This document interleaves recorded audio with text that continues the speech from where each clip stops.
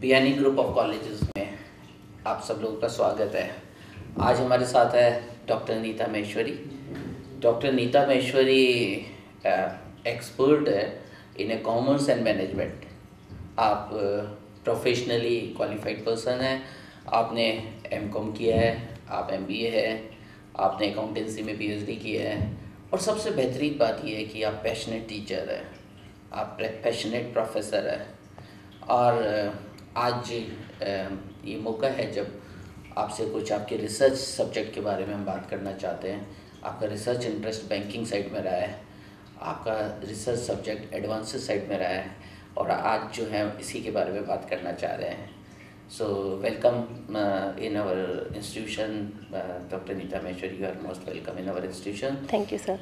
और जो सबसे इम्पॉर्टेंट बात, और मुझे लगता है बैंकिंग सेक्टर में सबसे बड़ा क्वेश्चन है, क्योंकि बैंक के दो ही फंक्शन है, to accept deposit and to provide advances. So acceptance of deposits and advances are the major function of the banks। और इन जब एडवांसेस को जब डील करते हैं तो एक सबसे बड़ी प्रॉब्लम देखी गई है non performing assets, NP advances. तो नॉन परफॉर्मिंग एडवांसेस जो हैं उनको मैनेज करने के लिए जो वेरियस मैकेनिज्म बने हैं, उसको बताने से पहले मैं व्यूअर को बता देना चाहता हूँ कि performing assets and non performing assets जो ये कॉन्सेप्ट है बेसिकली एडवांसेस से रिलेटेड कॉन्सेप्ट है। एडवांसेस जो हैं वो अर्लियर जब नरसिम्हन कमिटीज़ के आने के बाद में ये ट्रांसफॉर्मेशन हुआ। अर्लियर जो नॉन परफॉर्मिंग असेट्स को डील करने की कोई बहुत स्पष्ट पॉलिसी नहीं थी। इस वजह से इसकी नीड फील की गई कि एडवांसेस पे प्रोविजनिंग जो है वो किस बेसिस पे बनाया जाए, परफॉर्मेंस और सिक्योरिटी बेस। तो लेटर ऑन ये समझा गया कि सिक्योरिटी बेस पे provision banana is not reasonable. Security का मार्केट प्राइस भी बहुत सारे फैक्टर से इन्फ्लुएंस्ड है, और मार्केट वैल्यू कई बार असर्टेनेबल भी है और नॉट असर्टेनेबल भी है, और there are so many problems with the security. So it is reasonable to classify advances in performing and non-performing advances on the basis of the performance. So if the advances are performing, it's good.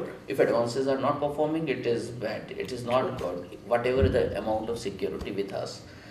So non-performing advances banking sector की हमेशा सबसे बड़ी problem रही है, और किसी भी bank की जो सस्टेनेबिलिटी है वो एडवांसेस की क्वालिटी पे डिपेंड करती है। Very true। तो आपको क्या लगता है कि गवर्नमेंट ने जो नॉन परफॉर्मिंग एसेट्स के लिए जो नॉर्म्स बनाए वो कितने इफेक्टिव है, और reserve bank of India NP को मैनेज करने के लिए क्या क्या मैकेनिज्म अडॉप्ट कर रही है? Basically, what is NPA? Non-performing assets are, just in the very simple words, I will say non-performing assets are those assets which are not performing well. It means which are unable to give us the effective productive results.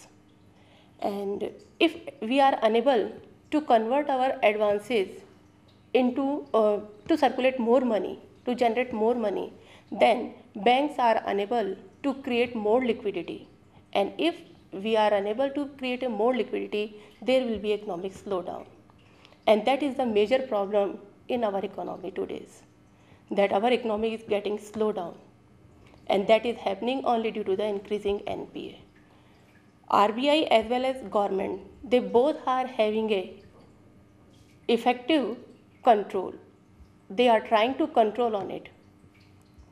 By the help of increasing repo rate, RBI is trying to control on NPAs. In banking sector, if we are analyzing in June's figures, Nationalized Bank is having a 3.5% gross NPA. But if we are talking about the state bank groups, they are having 5.5% gross NPA on advances. And it is really a very huge figure. State Bank is our major commercial bank in India. And our liquidity, our economic condition is based on that. So what RBI is doing, he is controlling on the repo rate so that liquidity can be controlled. And what government is doing, government is taking the initiations to control on the bank rates. And by the help of government pressure, banks are unable to circulate more money in the market. But if we are talking increasing the repo rate and if we are talking into the controlling on bank rates, they both are having the vice versa. It means they both are divergent. They both are having the different goals. One goal is based on consumption, another goal is based on the supply, that is on investment. And if demand and supply both will be controlled, definitely we are not so far that nationalized or SBI group will be in control, there will be a less NPA. So, is it sufficient that जो government ने जो measurement लिए हैं, is it sufficient for? What do you think about it? No, I will say in the banking sector, NPA is raising due to the big number of borrowers. The borrowers who is having a more than 1 crore rupees loans, they are having a lot of NPA. If we are taking a proportion, then out of total advances, 40% NPA is happening due to the large number of borrowers. So RBI has to control or has to make a different policy for the persons who is having a advances more than 1 crore worth. So Dr. Neeta, what is your suggestion for the banking concern? How they can control NPA? Give one or two good suggestions from your side. One suggestion will be willful defaulter will be strongly prohibited, or I will say they have to make a different policy for the persons who is willfully who is not trying to pay the loan. Another suggestion here is, I want to say that willful strong actions they have to take. It means I am not talking that they have to create a fearful atmosphere about that. They have to change their recovery policies. They have to change their recovery channel. They have to change their structural changes, and hopefully they will get better result if they are adopting those things. Sure, बिल्कुल आपने ठीक बोला है, और मुझे लगता है कि गवर्नमेंट ने जो नॉर्म्स बनाए हैं नॉन परफॉर्मिंग एसेट्स के नॉर्म्स, इट्स वेरी गुड. हमारी इकोनॉमिक कंडीशन को बेस्ट बनाने के लिए जो मेजर्स लिए गए नॉन परफॉर्मिंग एसेट्स को क्लासीफाई करने के लिए, एडवांसेस को क्लासीफाई करने के लिए, जो स्टैंडर्ड, सब standard and doubtful and loss assets में कैटेगराइज करने के जो प्रोविजंस लिए गए हैं, ये बैंकिंग इंडस्ट्री की बैकबोन बने. और मुझे लगता है कि हम कितनी भी बात करें, जब तक हमारे सिस्टम स्ट्रॉन्ग नहीं होंगे, बैंकिंग इंडस्ट्री स्ट्रॉन्ग नहीं होगी.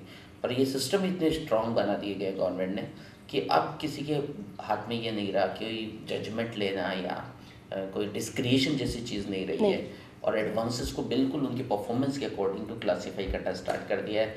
और निश्चित रूप से इससे बैंकिंग NPA कंट्रोल भी हुए हैं, और NPA की रेट जो है इन नॉर्म्स के आने के बाद बहुत सिग्निफिकेंट रिड्यूस हुई है. और अगर ये नॉर्म्स को अगर ठीक से फॉलो किया जाए तो मुझे लगता है कि ये जो एडवांसेस हैं इनको बहुत अच्छे से मैनेज किया जा सकता है.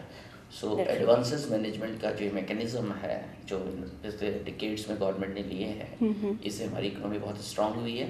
लेकिन even there is a various way जिसके माध्यम से जिनके जरिए हम लोग और बेटर कर सकते हैं. लेकिन अगर प्राइवेट और पब्लिक सेक्टर को कंपेयर किया जाए तो private sector is having a less NPA than public sector, and that is happening only due to the recovery channel. But doctor Nita, मुझे लगता है कि प्राइवेट सेक्टर और गवर्नमेंट सेक्टर, पब्लिक सेक्टर, जो नेशनलाइज्ड बैंक है उनमें थोड़ा फर्क है. प्राइवेट सेक्टर कुछ मैनेज करते हैं चीज़ों को, बिल्कुल. वहाँ ट्रांसपेरेंसी कुछ कम है. वहाँ लोग जैसा चाहते हैं वैसा करना चाहते हैं. और बाकी मुझे लगता है कि जहाँ तक मैकेनिज़्म की बात है, जहाँ तक फॉलोअप की बात है, कंजर्वेटिज्म प्रिंसिपल की बात है, nationalised bank are more rigid than private sector bank.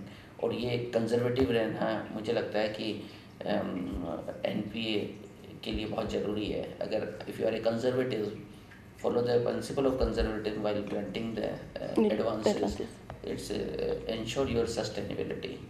So मुझे लगता है कि ये नॉन परफॉर्मिंग एसेट्स के बारे में जो पब्लिक सेक्टर बैंक्स की जो पोजीशन है वो बहुत ही ट्रांसपेरेंट होकर आती है.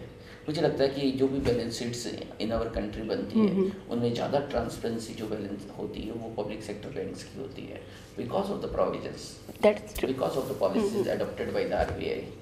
सो आई एम वेरी श्योर कि अब जो बैंक की बैलेंस शीट्स हमारे सामने आती है वो रियल होती है, वो सब्सटेंस होता है उसके अंदर, जो इन्वेस्टर है उस पर बिलीव कर सकता है. Right.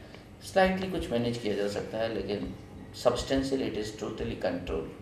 So thank you Dr. Neeta Maheshwari, you are sharing your views with us, and on behalf of BNE Group of Colleges I would like to say thank you. And if you want to know more about the colleges, more about our web portal, please log on www.bnecolleges.org, and second web portal which is knowledge based web portal gurukpo.com. So thank you for listening us, and thank you Dr. Neeta Maheshwari for Thank you. coming in our college, our institution, for sharing your knowledge. Thank you very much once again.